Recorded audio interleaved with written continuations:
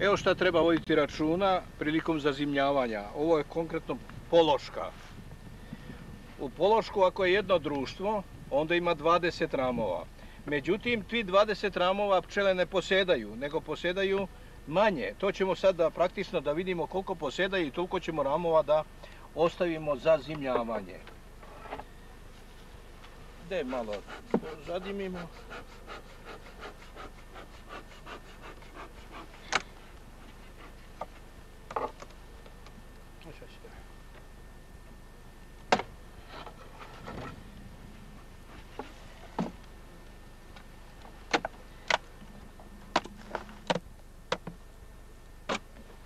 Malo dima još.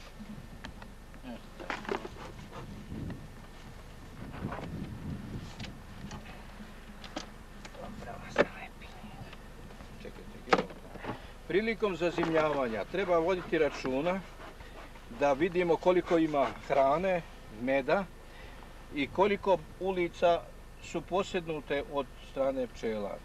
I onda ćemo to ograničiti sa preglednom daskom. To je med. Pregledamo sve dotle dok ne dođemo do pčela, do ulice.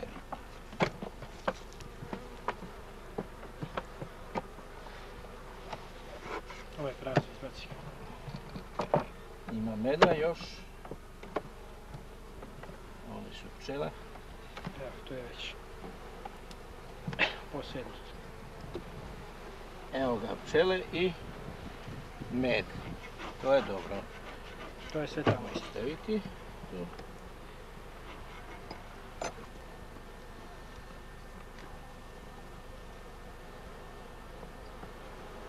Evo, također pčela dosta ima i meda ima dosta.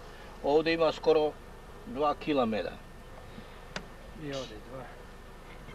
I ovdje ima sigurno, evo 2. Ovako gledamo ovaj venac koliki je i to ćemo da ostavimo za zimu. Da vidimo sljedeći. Isto, evo veliki je venac, ima i otvorenoga meda. Ovdje ima oko 1 kg. Ovdje ima oko 2,5. Evo ga vidiš, to se već vidi. Jer ovaj pun ram, on je negdje oko 4-5 kg meda.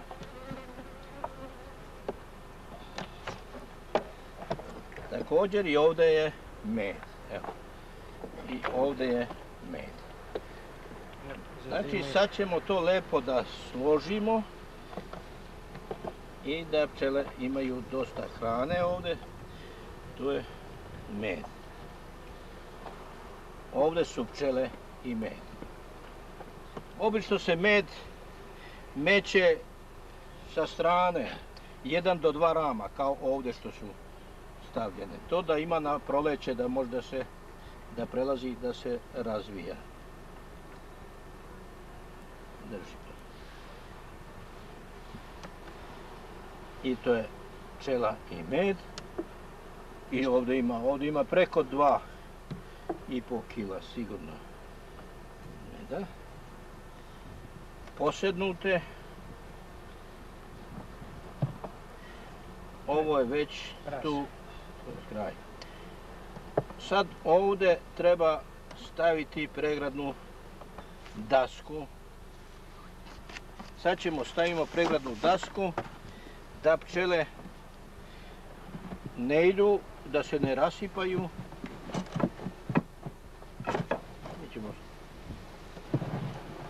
Evo, može do rama, možda se metne do rama, ništa ne smeta.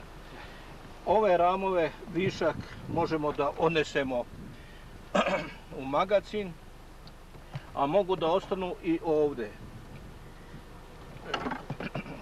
Ove pčele ćemo stresti.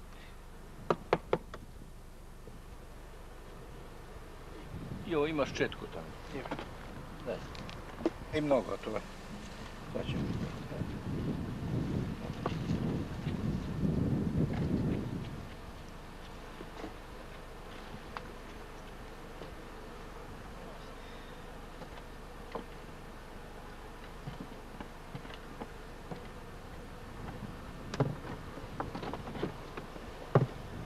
Sad ćemo poslije da pričam i da ti kažem ovaj rezervni med.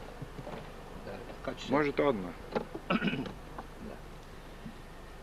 Evo na ova 4 rama imamo, ostalo je rezervne meda koji će biti upotrebljen na proleće. Kad počnu već pčele da se razvijaju, da se razvija leglo, onda sa ovih ramova one će koristiti bilo da otvorimo i pregradnu dasku ili još suzimo, a ovdje kroz ovaj dole otvor u pregradnoj daski pčele će prolaziti tamo i uzmaće ovaj med. Tako da ovi rezervni ramovi bit će iskorišteni na taj način. Sada kad smo to završili, sada stavljamo, može da ostane i hranilica koja je bila gore, da ostane iznad plodišta.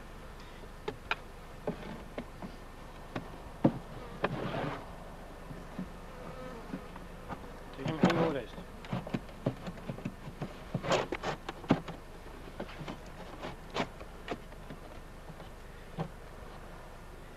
Iznad pčela sad stavimo novinu. Novina je najbolji izolator, ujedno upija vlagu i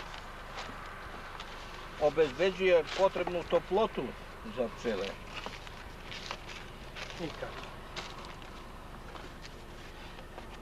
Možda se stavi i karton. Evo ga, stavljamo i ovaj karton. Možemo još jedan karton. Dobro, to ću pojeti. Evo, to je sada, smo sigurni da smo to uradili kako treba. Sada stavimo ovdje, na ovaj deo ne treba ništa više. Uzmi. Stavio dosku. Ovdje ćemo staviti. Sad je to otprilike uzimljeno, urađeno sve što treba za uzimljenje pčela. Malo se pogleda i leto. Leto možemo malo suziti ili proširiti. Ovdje je dole zatvoreno, ostalo je gornje leto. Njega malo treba fiksirati. Ovdje zabiti ekser 1. Daj mi i ovo ekser 1, jer novčica će to podigne.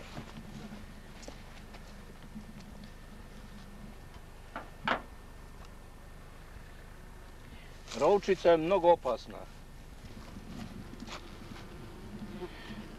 Zato se kaže rovčica. Rovčica podiže to sve. Evo, snimi to. Vidiš, ona ovdje dođe i ovo podigne i uđe unutra. Prema tome to treba fiksirati. Fiksirati sa ekserom.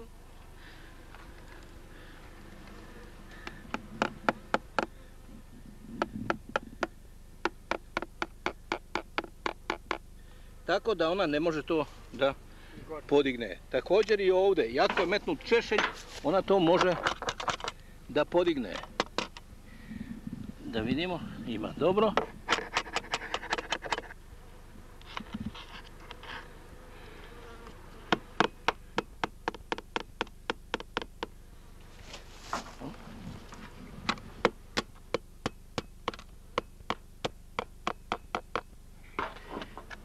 Tako. To ne može